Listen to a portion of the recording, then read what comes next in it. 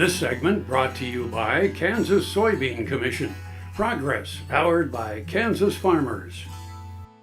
With the current generation of satellites, we can now track water availability and changes to water availability and to water storage all over the world.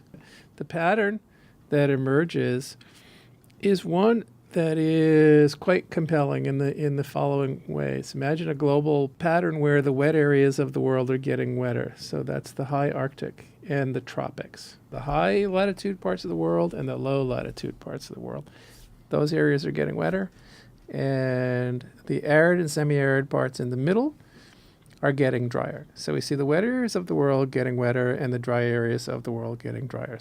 And embedded in those drying mid-latitudes are these hot spots for water scarcity, which basically represent the world's major aquifer systems, which also coincide with the world's major food-producing regions. And we see that those aquifers are being depleted at unsustainable rates. The satellite that we've been using in our group, which is called GRACE, which stands for Gravity Recovery and Climate Experiment, we are actually weighing water mass changes. I like to say that GRACE works like a scale in the sky. There are two satellites. They orbit at about 400 kilometers. They orbit over the poles. And there's two of them. They chase each other around. They're separated by about 200 kilometers. So they're flying in a line over the poles. And of course, the Earth is spinning. And so the satellites are sort of sweeping over the Earth. And what happens is those two satellites they act like a scale because they're responding to gravitational variations in Earth's gravity field. What does that mean? It means the following. When those satellites fly over a region that has gained water mass because of a big flood, say flooding in the upper Missouri, that region has gained water weight, it exerts a slightly greater tug on those satellites that are 400 kilometers up in the air and pulls them down towards the Earth just a little bit, a few millimeters.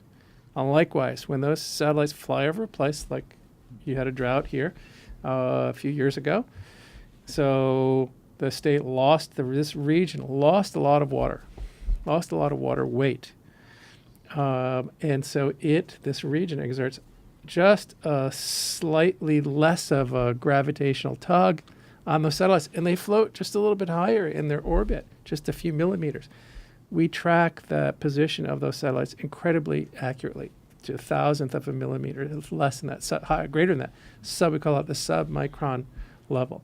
So by keeping track of the ups and downs of the satellites, it's like keeping track of the surface of a scale, and it allows us to map out the regions underneath where those measurements are taken that are gaining or losing water mass on a monthly basis. So we can create these incredible maps. And these hot spots or these aquifers just pop right out. If we had to rank Middle East and the North China Plain are in India, northwestern India, are among the aquifers that are being most rapidly depleted. But here in the United States, the southern part of the Ogallala and the Central Valley in California are right. We're right behind those top-ranked aquifers in terms of depletion rate. Over half of the world's major aquifers are being depleted at a very rapid clip. So most of these aquifers, the ones that are being depleted, support irrigation for the world's major food-producing region. So there is no question that it takes a lot of water to grow food.